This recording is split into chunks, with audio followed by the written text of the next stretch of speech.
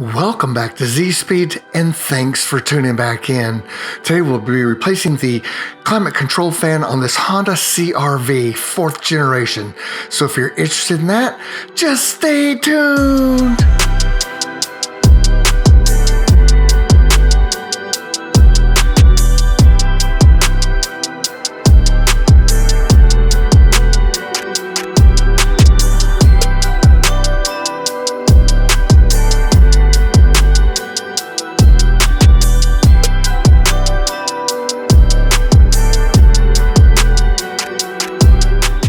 Now, before we start replacing your climate control fan, you do want to check your fuses to make sure it's not a blown fuse. If your fans just stop working and never come back on, it's a possibility that it's a blown fuse. We're underneath the dash on the driver's side, and we're looking at these two rows of fuses down here. We're looking at the top row. There's a 10, and then there's 4 7.5 fuses to the left of that 10. Those first two to the left of that 10 on the top row, those can affect your climate control fan, so check those to make sure they're not blown. If they are, replace them and check your fan again. Now, if that fuse checks out okay, there's one other fuse we can check inside the engine bay. It's on the driver's side here. So I've opened up the fuse box here, and we're looking towards the bottom of that little row of fuses right in front of us there. And you'll see a 10, a 7.5, a 7.5, and the yellow one there is a 20, which is a little bit out of focus, but it's the 7.5 fuse that's right next to that yellow 20 fuse right there. Check that one. That could be possibly blown. If that's blown, it could cause a failure on your climate control fan as well. But if that checks out okay, then it's time to change out your climate control fan. So some other signs and symptoms of a failing fan are at full throttle. It barely puts anything out. It works sporadically only when it feels like it, and it also may make a ticking sound. So let's take a listen to my fan.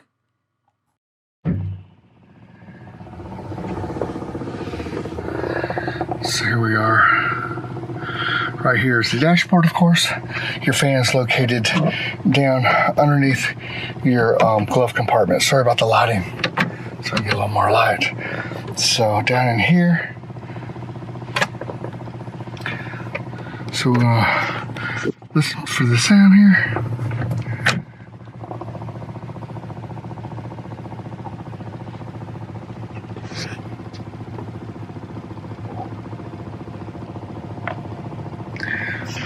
I'm going to turn now that's the fan on full blast. That is full blast, obviously, and I've got some airflow here, but it's really just like it's on low. So that's another sign. If your airflow is significantly decreased, or like half throttle, something like that, nowhere near as powerful as it should be when it's on full right here. That's a sign that your fan's definitely going out here. Plus you hear that noise. So to get started, we need to remove the glove compartment door right here. It's pretty simple to get this thing out. There's just 2 Phillips screws holding this thing in. So we can make quick work of this. So that's the easy part, is removing this door. So let me show you where these 2 10mm bolts / Phillips screws are located, one there and one on the opposite side. Let me get a better angle right here. Very simple to get to, easy access. So I'm going to use a Phillips screwdriver to take these out. But like I said, you can use either one, a Phillips screwdriver or a 10mm socket to get these loose. Once you remove these, now this glove compartment door will pretty much just kind of fall down.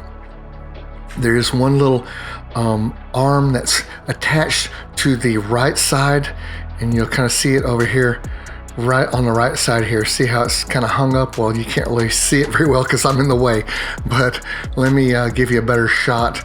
Right there, you see that little arm? That's just there to let the door open slowly, and you can use a screwdriver just to pop it loose. So it comes off pretty easily, and then you can just kind of tuck that out of the way. So now our glove box is out of our way. Now let me show you something really quick here. At first glance, it looks like it's this bolt and there's one behind there that you need to take out, but that's not the case. I'll show you the bolts later. But next up, we need to remove this bottom panel here. And this comes off pretty easily, but that'll give us access to the actual bolts that will drop the fan out of the glove compartment area. Okay, it's pretty simple to remove this dust shield on the bottom. You're gonna need to grab it with two hands. One hand's not quite as good as two, but you can see I've broken one edge loose. There's 3 points of attachment here, so you're just gonna pull straight down, and it's gonna be better for the whole dust shield if you pull down with both hands. So it takes my other hand to get this thing to break loose on the other side, but just be careful not to snap anything. You can see it came off pretty easily, and there's two little posts that slide into the rear. You can see those little white posts, those just slide back into position, and you click these three in the front up into the bottom of the dashboard. And there's also like a little dust cover down here to keep any debris from falling into the cabin. So now that this is out of the way, we're ready to start working on the fan down here. But before we remove the old fan, let's quickly take a look at the brand new fan so we'll kind of know what's going on under there, and it'll make it easier for me to film it and show you. There's 3 points of attachment. You can see those two in the front and this one in the back here. There's the air duct right there that just plugs in, pretty simple right there. And then there's an electrical harness, just one single harness that goes right there. You just easily removed from the fan. So that's a piece of cake. Just push in the tab, remove that, remove the 3 bolts, and then you can pull straight down on this fan and pull it out and place the new fan in. So it's real easy, simple, and hopefully we'll run into no problems when we're removing the old fan. Okay, we're in the car looking at the old fan. I'm going to show you the bolts really quick. There's one right there. We've got a second one right here. And your third one is down here by the electrical harness right there. So they're Phillips screws. You can use a Phillips screwdriver to remove those. And the fan harness is really simple to do. You really can't do it with one hand. I'm going to try to do it with one hand, but you really need two hands to, one to depress the little tab and another one to pull straight down on.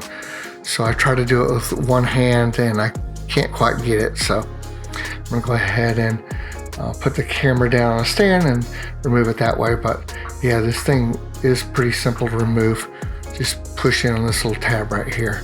So we'll go ahead and get this out first, and then we'll remove the 3 Phillips screws and drop the fan.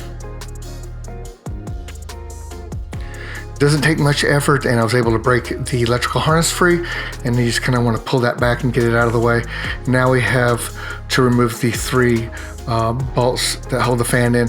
Now I thought it was a Phillips, but guess what? It's an actual flathead screwdriver works on this, not a Phillips, or a star bit. So you need a set of different size star bits. It's quite small, and I don't have an exact size on the star bit, but I think it's probably just going to be easier. Just go ahead and just use a flathead screwdriver on all 3 of those. I use a star bit on this one right here, but it didn't make much difference. The flathead and the star bit worked just as easy. And on the 3rd screw that's up against the firewall, that one's you're gonna need a shorty flathead screwdriver to get to it. It's just too tight back there. It's up against the firewall, not a lot of working room. So I ended up getting a little shorty flathead screwdriver. That's the only thing I could get in there to break that bolt loose back there. And it just takes a little bit of time. This one, obviously, since we don't have a lot of working room, it was the very hardest one to remove. So you're gonna have to work at that one a little bit to get it loose. But once you get that one out, you can go ahead and make sure this harness is out of the way. And you're gonna have to kind of finagle the fan a little bit. It doesn't just drop straight out. You have to kind of move it side to side a little bit to break it free. Plus you have to break the little fan duct loose as well. It doesn't take a lot of effort though. And you just want to be careful not to break this little piece of plastic that's you know, in front of it, but you can pull it on by this piece of plastic without breaking anything if you're careful. So just take your time, don't rush it and break anything. At this point, you're almost home free. So it didn't take me long to figure out that you could just kind of ease it out and it pops out eventually. And once you get it out, now we are ready to place the brand new fan in the exact same way we took out the old fan and bolt everything back up. So, you know, that's a relatively easy job. Take your time, there's a lot of plastic, you don't want to break anything. Okay, now when placing the new fan back in, you're going to want to orient the duct part of the fan towards the driver's side. So you can see my duct is facing towards the driver's side. I'm pulling forward on that plastic piece right there, and that allows me to slide the fan on by pretty easily. A lot easier getting it in than it was to get out. So now what you're going to do is just click the fan duct back in to its little compartment, and that'll actually hold the fan in place until you can put the 3 bolts back in place. So yeah, that was a lot easier to get back in than it was to take out. Okay, we've got the fan back in, and now we're going to go ahead and turn on. And you can hear, wow, it's a lot louder now. So we got full fan power now.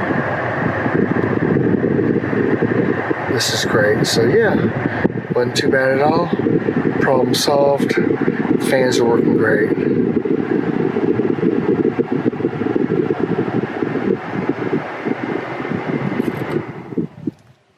That was it. So if this video helped you out, don't forget to give me a big old fat thumbs up.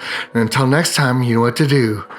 Just keep on repairing.